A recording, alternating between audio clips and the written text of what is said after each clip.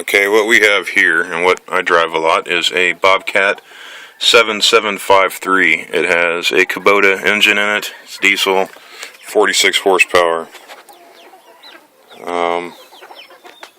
Sits sideways.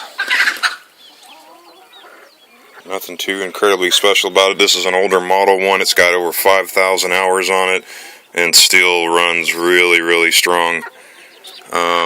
Muffler system's pretty straightforward. It's just a pipe coming off a manifold and long tubular muffler with an exhaust pipe.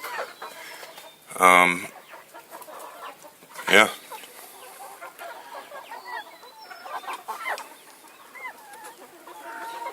That's about that. And an automatic chicken feeder.